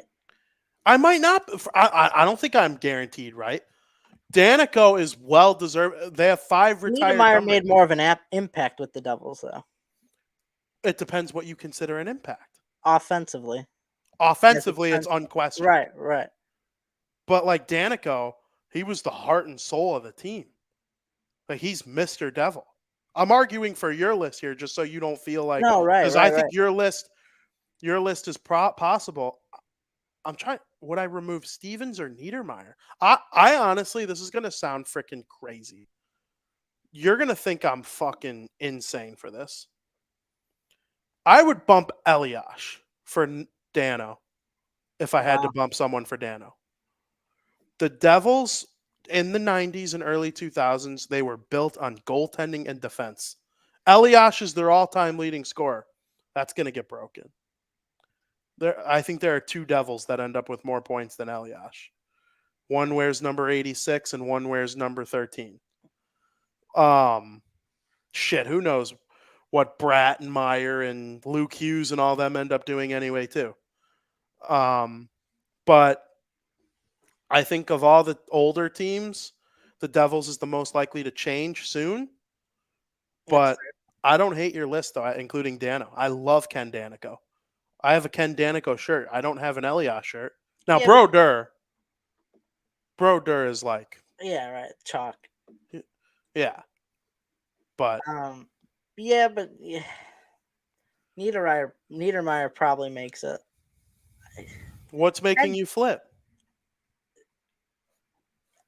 If you had to pick who you want on your team, in their prime, I would choose Niedermeyer.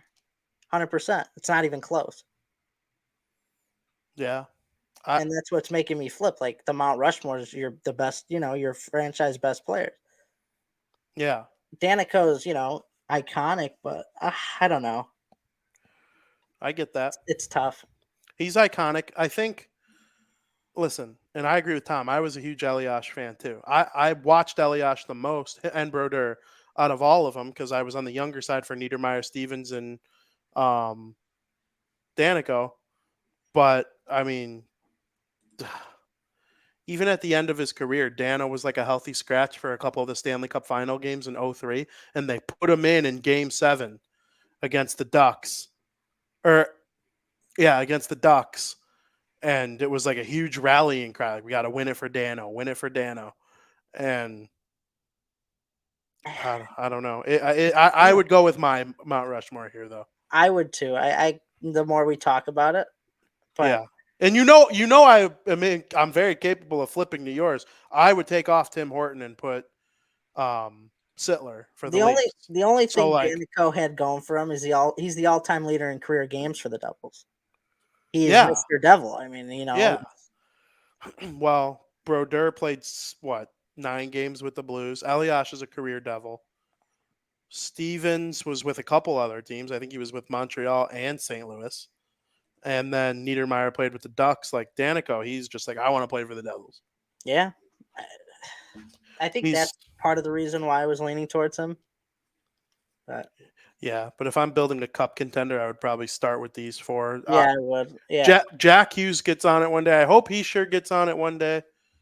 It'd be nice if Luke Hughes did. Someone would have to do something crazy for Brodeur to come off. So like the entire thing would have to be revamped for Brodeur to get bumped off, I think.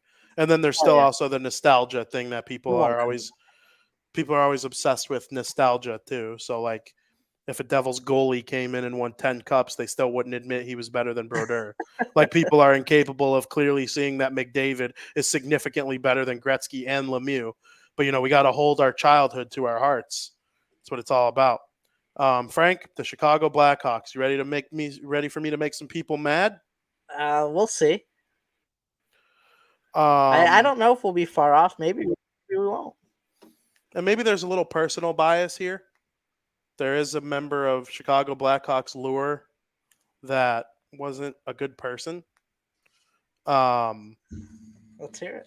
So I think I am going to say my Mount Rushmore of Chicago Blackhawks all time, Stan Mikita. Buddy had like 900 something assists. He's probably the best Slovakian player of all time. It's either him or Chara. Like it's close. And Mikita, all-time leading scorer in the franchise's history. Just a great dude. Lots of people talk about how great he was as a player. Patrick Kane. Patrick Kane transformed hockey in Chicago. Probably about as much as Mr. Wirtz did. And just an unreal player. He's a winger that drove offense like a centerman.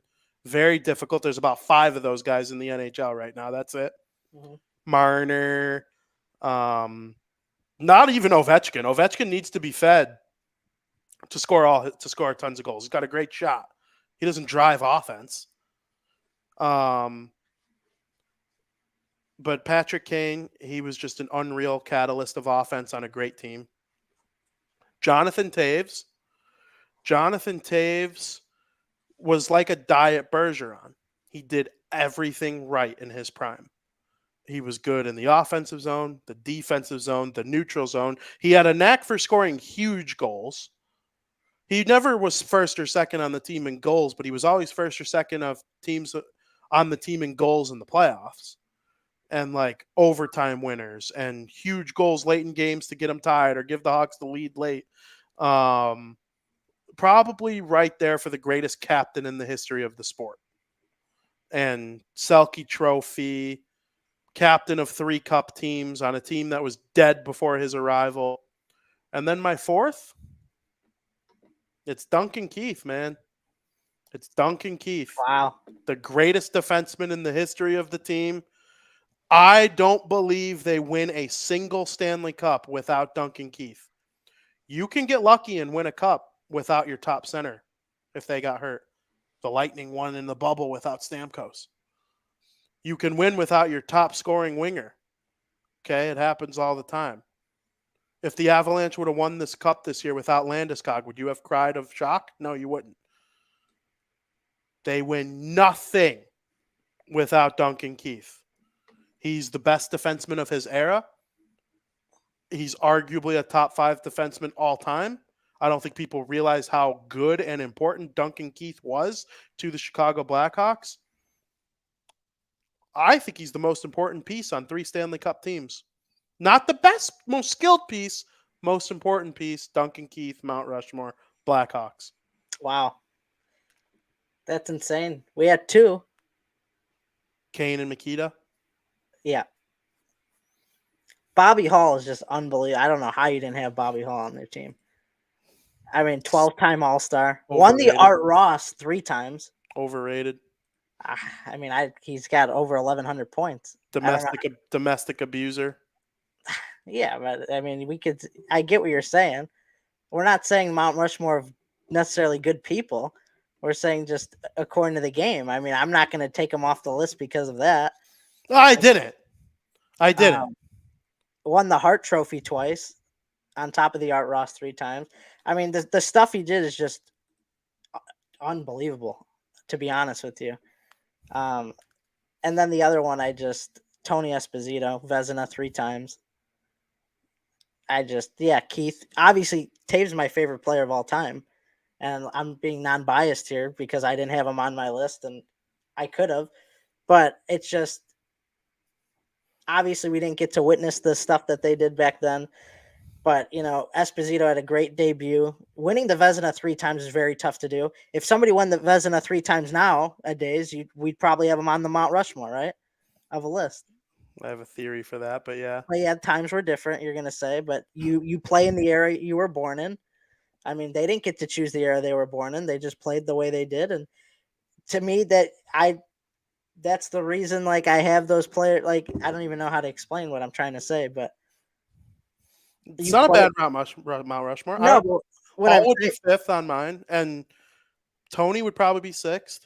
Points were easier to come by, and play was a lot slower back in the day. So, which is, those stats are a little bit inflated, but it's you got to go with what you're given, right? Yeah, no, I agree, and I do struggle, and this is a me problem. Skokes wants to know why he didn't put Kurashev. I kind of agree. He was 5th, but I have a hard time with goalies pre-WA, pre-1988. I like those goalies to me all stunk. and then a couple of them stood out. But like it's just not stunk, but like it's hard for me to see them in the same vein as today's goalies. Like I would rather have Carey Price in his prime than Tony Esposito. Maybe that's just a me thing, but I mean that when I say it. Maybe I look at hockey differently than some other people, but I think that's okay. I have a problem with like that, but like his stats, 3-time Vezina, like he deserves all the credit in the world. But I think Duncan Keith and Jonathan Toews are like, I think the winning and the culture and like just everything that they helped bring. I like your picks. Got Obviously. them on it for me. It's just so hard because, players back then grew up with not the tools that are available today. Yes. And I feel like, we always mention about players playing in different eras, but if some of the best players in today's game were born back then when they didn't have the tools, they didn't have the technology to make you great. You know what I mean? Yeah. It's like if Tony Esposito was born now, his gameplay is going to be a lot different than it was back then. Yeah. Maybe for better, maybe for worse, because of the tools that are available for you when you grow up, and you have the better goalie equipment now that wasn't back then. You know what I mean? It's like, yes, some could argue it was harder to play back then because the equipment wasn't as good. Yeah, that's actually probably a very good point. The thing I always try to like remember when I'm making these kinds of lists is it's not recency bias to appreciate what's going on right now or within the last 10 years. Mm-hmm. And if the Hawks won the Cup 3 times in 6 years in 1970, every player on that core would be seen as like an all-time great Blackhawk. Mm-hmm. So I have no problem feeling that way about the 2010s Hawks. The best defenseman, the best center, and the best winger on that team that won 3 cups. They doubled the team's overall cup output. They went from 3 to 6 in 6 years. Is incredible to me, and that's why, to me, Duncan Keith, Patrick Kane, Jonathan Toews, they formed a core that is unmatched in Blackhawks history. If I were to take one off, I would take off Tony Esposito and replace him with Toews. But Keith is a stretch for me, man. I would put Keith over Toews, and I'd argue him over Kane. Wow. Frickin' Keith, man. 2 Norris trophies, 3 cups, a Conn Smythe trophy, all those points. Like, late bloomer, too. I have a little bit of love for the late bloomers sometimes. He was playing college hockey. For a Canadian superstar to have college hockey on his resume is very rare. Like, people are going to look back at Adam Fantilli and be like, what the fuck did he go to Michigan for? He explained why on Spittin' Chicklets. That's something I recommend every hockey fan go listen to, is Adam Fantilli's interview on Spittin' Chicklets. You could catch it on YouTube or Apple or anything like that. No free ads. But, I mean, he explained why, as a Canadian boy, he felt he had a better chance of making it to the NHL because he came from such a heavily populated NHL area. Mm-hmm. That if he went to Michigan, he'd have a more fair chance of standing out. And obviously he was correct. So Duncan Keith, same thing, went to Michigan State, which, like, he didn't even choose like a hockey blue blood. Right. He didn't go to Boston College or Minnesota or North Dakota or Duluth or any of those. He went to freaking Michigan State. Really cool. Really, really cool. I like Duncan Keith. I think he is, when people go back and start celebrating the Hawks after everyone's retired, I think people will really look at the stats and watch film and see how impactful Keith actually was. Patrick Kane and Jonathan Toews were allowed to be Patrick Kane and Jonathan Toews because they had Duncan Keith. And he walked so they could run. Mount Rushmore. But yours is a good list, no doubt about it. I think this was one of the hardest teams to do a Mount Rushmore for. 100%. I agree, because Bobby Hall is obviously in the mix. Tons of goals. I think he was I don't know if this is true. I've heard that he's the first ever slap shot recorded over 100 miles per hour. I don't know. It could be. But yeah. Only a few teams have dead guys on their Mount Rushmores. You have 2 for the Hawks. Mm-hmm. I have 1. Is that 3? No, 2 on the Leafs. Let's see. Is Nicholas Backstrom alive? Oh yeah, of course he is. I'm thinking of somebody else. No, I was thinking of somebody else. I was like, what? Uh, I hope so. He's like I was 40. like, yeah, I was gonna say I watched him play. Yeah. Um, Who that you watched play isn't? I could think of only one. alive? Tragedy. Who that I've watched play live? Wait, what do you? That is no longer alive. There's a few players that I've. Oh Watched. yeah, Ray Emery, Yeah, Ray Emery. Jimmy Hayes. They got the goalie for the Columbus. Oh yeah, Kiv Lennox. There's quite a few. Yeah, that is tough. R.I.P. those guys. Frank, what a time. That was fun. I enjoy doing that. Maybe we'll do that for some deeper teams in the NHL. That was good. Yeah. So Frank, let's get into some other sports and other talk in period number 3.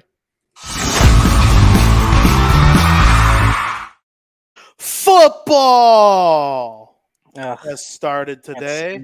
Training camp got underway yesterday. Technically, players reported, weighed in, probably took a couple pictures, got their locker room all set up, were told where their pads are, and then said, see ya. But today, there were pads, there were drills. It all got underway today. Frank, what are you most excited about for football? Man, what am I most excited about? I'm most excited about, see how the Steelers are going to do. There was a prediction by somebody who had them going like 10-7. I'm like, all right, I'll take it. I'm excited to see how the Jets do with Aaron Rodgers. Do they break the longest playoff drought dating back to 2010? It's interesting to see how they do with him. I'm excited to see how the Eagles do. The Eagles got really good this offseason. They got even better, I think. Obviously, I'm excited to see if Lamar Jackson lives up to his contract hype that he got, that big extension he got, but just overall, I'm excited for football to be back again. I love football. Love the season. It's electric. I'm excited for regular season, NFL, college, you name it. I literally cannot wait. Yeah. I'm excited for the Bears. I cannot believe I love Justin Fields, right? Like I do. I hope he succeeds so bad. He was ranked higher than Trevor Lawrence on the NFL's top 100 list. I mean, Frank, you don't actually think that, right? You wouldn't take not Justin right Fields. now, but you wouldn't take know. you. But right, like if right now, taking a risk, drafting a team for the future, you wouldn't take Justin Fields long term over Trevor Lawrence, would you? No, I don't think so. Okay, thank you. But in the future, I might have a different opinion. You might. I might. But if you do, I will. That's the thing. If you do, that means it's because it's clear. You don't foresee it, though. You just showed your hand. You don't foresee it. You don't see a world where Justin Fields is better than Trevor Lawrence. No. Which is, I couldn't listen. I want to believe too. I want the Bears to be good, so bad. And I know I cover the Jags, and I have a little more personal bias towards the Jags these days now, not more than the Bears. So I still write about the Bears. I read about the Bears more, but it's just the stupidity behind ranking Justin Fields ahead of Trevor Lawrence. Like, what are we doing? I get where you're coming from, 100%. But yeah, that'll be a fun debate all season long. I'm excited for the Bears. I'm excited for the Jags. I can't wait to watch the Bengals. Like Joe Burrow, my dude. The Chiefs. Oh, give me all of it. The Chiefs play the Jaguars in Jacksonville in week 2. Literally cannot wait. That should be interesting. Yeah. Oh, I can't wait. I can't wait to watch all these teams play each other. The Chiefs and the Bengals, when they play in the regular season, I will be locked in. I could see a world where the Bears make the playoffs. I can. Your Steelers are coming in last. Wow. I'm not saying that to be a dick. Wow. I just think the Bengals win the division. The Ravens come in second, make playoffs. The Browns come in third, probably are a 7th seed, and then the Steelers. Wow. Somebody had them at 10-7. I forgot who it was. See, the thing is, I could see 10-7 missing playoffs. But I don't see 10-7 being last in the division. Why? I could. I don't know. I could. Browns are going to be stinky. They're not going to be stinky. They're stinky. They have a really good roster and a full year of Deshaun Watson. Listen, I hate Deshaun Watson. He's a loser. We've heard that before. Yes, we have. I'm not betting you. I'm never putting my money on the Browns ever again. That I will say. We've heard that before. No, we have heard that before. I think very highly of the Browns. We heard But that with the Broncos too. here's the thing, though. You want to know why I won't put my money on the Browns? It's not because they're the Browns. If I thought they'd make playoffs, I'd bet on it with you. My thing for the Browns is they're in the same division as the Bengals and the Ravens. So, like, I wouldn't be shocked if the Ravens had a down year, though. if Lamar gets hurt, even if he's healthy, he's an MVP candidate. He's a candidate right now, preseason, absolutely. Yeah, and if you have an MVP candidate under center, all I'm saying is I wouldn't be surprised. That's all I'm saying. Aldo and I talked Justin Fields with Zim on Monday on South Burbs Hitman, and I said if Fields throws for 3,500 yards and rushes for another 1,000, he's in MVP conversations. Probably doesn't win it, but his name is mentioned. It's fair. Frank, who are the top 5 quarterbacks in the NFL? We have the same 5. I'd be stunned if we don't. I don't think we do. Patrick Mahomes. Chalk. Josh Allen. Chalk, but I have him 3rd. Joe Burrow. Chalk, but I have him 2nd. Jalen Hurts. Okay. And Justin Herbert. Yep, we have the same 5. Yeah, I knew we would. Trevor Lawrence is coming for that ass. I would rank him 6th right now. Wow. No. My fear about Justin Lawrence or Trevor Lawrence. I don't even want to tell you. I might just keep it to myself. No, say it. I just hope he's not a fraud, VP. I'm scared. I understand. I'm scared. I really am. What makes you think it's possible? I think that's why people are debating, is Justin Fields better than Trevor Lawrence? Justin Fields might be a fraud too. No, I know, but Justin Fields is closer to being a bust than he is a superstar. Absolutely, just based on what we've seen so far. But I'm worried about the hype that Trevor Lawrence had last year. Is like, are we going to see that same again, or is it going to be a little shaky? That's what I'm worried about. I understand what you're saying. I think it's a little bit different when a guy goes to Clemson, doesn't lose a game until the championship, and the only guy he loses to is a guy you ranked higher, Joe Burrow. And I just think he has the pedigree. He was the number 1 overall pick. I remember when Trevor Lawrence committed to Clemson. I got a notification on my phone from CBS. Top quarterback recruit chooses Clemson. It was similar to like what went on with Arch Manning. Although Arch Manning was famous because of the name. But Trevor Lawrence, he was like this big, he was Bedard. So Trevor Lawrence is as if Bedard struggles next season, is really good the following season, going into year 3. What would you think? They called Trevor Lawrence a generational talent when he was at Clemson. Uh-huh. Like, it was him. Before him was Andrew Luck, who Right. turned out to be a superstar. He retired early because of concussions, but make no mistake about it, Andrew Luck was on pace to be a Hall of Fame quarterback. Before Andrew Luck was Peyton Manning. Tom Brady wasn't a generational talent in college. He wasn't like that. It was a 6th-round pick that elevated. Lawrence was in that line with Luck and Manning. Bedard is in that line with Big Dusty and Crosby. Now imagine Bedard stinks next year. 30 points, minus 20, 15 goals. Then in year 2, he's really good. He's really good. 80 points. It's just a solid season. What are you expecting from him in year 3? I'm expecting to be even better. That's Trevor Lawrence. Sucked in his rookie year. They had Urban Meyer as their coach. What a failure that was. In year 2, though, he was really good. Really good. He erased a 27-point playoff deficit.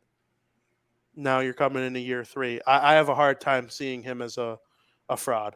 I just don't want him to die with the Jaguars. I don't know if they have the right pieces for him. We'll see. Their offense is awesome. I'm very worried for him. You're going to see Calvin Ridley, Christian Kirk, and Zay Jones. That's their top 3 receivers. Mm-hmm. Really good receiving core. And then they have Evan Engram, a top 5 receiving tight end. Yeah. And then they have 2 really good running backs, Travis Etienne and Tank Bigsby from Auburn. It's an unreal offense. Their defense needs to get a little better. I love Trevor Lawrence. I hope I'm wrong. Yeah, I have him at 6 right now. I wrote them all down. I wrote Mahomes, Burrow, Allen, Hurts, Herbert, and then I wrote Jackson. Can't believe you didn't think we'd think of the same No, 5. I have Lawrence 7th. Sorry, I put Lamar Jackson ahead of him. Were you just kidding or like what? No, I thought you would include Lamar. No. I have him right under. He just I missed. got him at like 7. Yeah, well, Aaron Rodgers is out. Tom Brady's out. Like, who else is in the mix? I think I'd put Rodgers 6. No, not anymore. I don't know. I can't. Russell Wilson's out. I had him in the top 10. He's out. Who am I missing? Deshaun Watson could get in there. He was in there before he decided to be an idiot. Some of these rookies could be good. Like, we'll see what happens with Chase Young and C.J. Stroud and the Florida kid who went to the Colts, Anthony Richardson. But I don't know. I really, really, really think highly of Trevor Lawrence, and they're going to go freaking 14-3 this year. Wow. I don't know about that.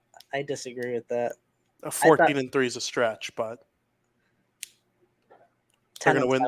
They're going to win their division. Maybe I say 10-7. 10-7. Ooh. Let's go Jags. I hope. I mean, go 17-0. I love it. I don't have anything against the Jaguars. No, I know. I love Trevor Lawrence. I got a Clemson hat because of him. Hell yeah! Big year coming up for Trev. We'll what do you got? What do you got going on in baseball? Do you see that triple play yesterday? Yep. Unreal. Yep. It was an 8-3-5 triple play, the second ever. That's a weird triple play. The last time an 8-3-5 triple play happened was 1884. Just doesn't happen. And it was the first triple play of the year. How rare would you say a triple play is compared to like things happening in other sports? I would compare it with a 5-goal game in hockey. Like a team scoring 5? No, for one player. Oh. I was like, team score 5 almost every night. It happens like once every 2 years. Someone will pop 5. Tage Thompson did it. Tage Thompson did it this year. What about in like football? Maybe a quarterback throwing for 6 touchdowns? Or like a punt return for a touchdown with today's rules? Or... That's fair. I was going to say a safety, but safeties happen way more often. Yeah. Yeah, I would say a 6-touchdown game for any one player. Okay. That's fair. Basketball? I don't know if there is one in basketball. 70 points? No, I would say that happens more often. I think maybe. Oh, maybe I'm thinking of 60 points. Maybe 70 points. I know somebody, what's his name? Didn't Curry do it? No. Donovan Mitchell did it for the Cavs. Yeah. Like 73, but that was like the only thing. Was it against the Bulls? No, I don't think it was. Oh, I feel like the Bulls gave up 60 to someone. But is there an event that occurs in these sports that is like, because like, he did do it against the Bulls. I knew it. I'm so smart. Who said it? Oh, you looked it up? Donovan Mitchell, 70 points game. January 2nd, 2023. Cavaliers 145, Bulls 134. Oh. I'm so smart. I wrote about it, I'm pretty sure. That's why I remember. I wrote about it too. Yeah, well, my memory's better than yours. But is there an event that occurs that's similar to that? Like Skylar says a full court shot? No, because I've saw like 3 of those this year. Yeah, there was that one year the Sox turned 3 triple plays in one season, but then they haven't since, obviously. But like, obviously, because like we're not saying like, oh, somebody hitting 3 home runs in a game or 4 home runs. Like we're not saying that about the baseball. We're saying like a triple play reverts to like maybe getting like 2 onside kicks in one game. Yeah. Right? Yeah. Like something like that. Like, or like hockey.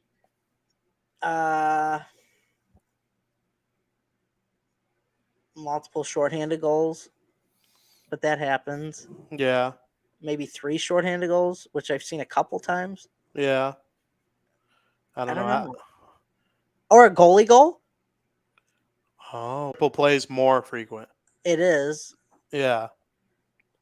Is there anything like just below a goalie goal? Um. Hmm. A 5-on-3 shorthanded goal?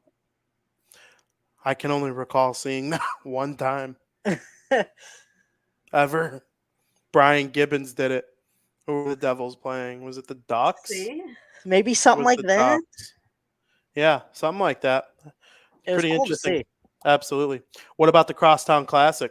How much of a loser are the White Sox? Dude, they're just Cubs are hot and the Sox are not. And the Cubs robbed who was it of a grand slam? Moncada.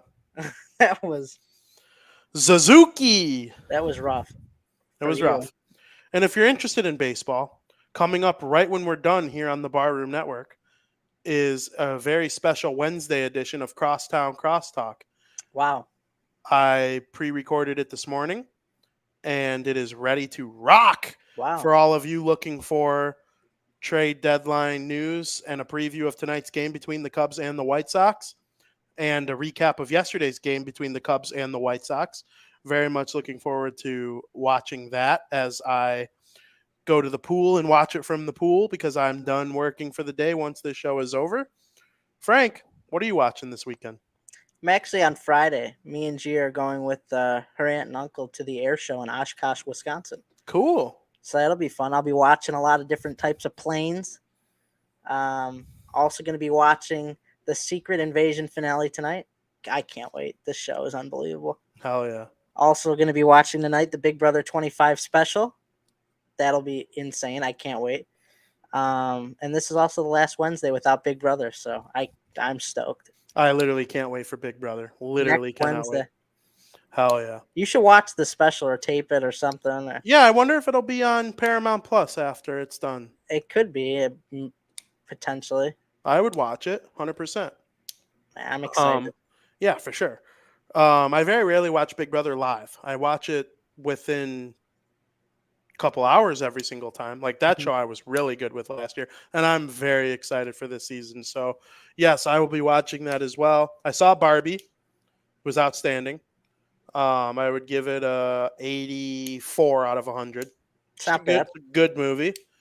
I really thought it was fun, and I have not seen Oppenheimer, but I will.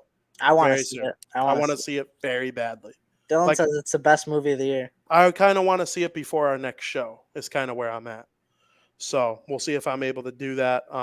Very much looking forward to it. Frank, it is time to end the show with you making some people some money in America's favorite podcast segment of the week, Breaking Bets.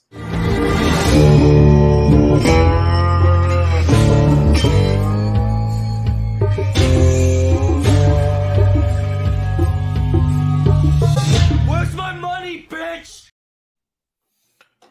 Where's my money? We went 2 for 2 last week. Ah. We're starting to really get ahead of the 50% mark. Let me find the thing. We gotta keep going, keep chugging in the positive direction. 16 and 12 in the MLB, not bad. We got 2 more MLB plays today, and I'm going to start you off with the Orioles and the Phillies. Kyle Bradish is pitching for the Orioles. Ranger Suarez is pitching for the Phillies. Feels like a trap game to me. Orioles have been more consistent this year. Phillies have been really inconsistent.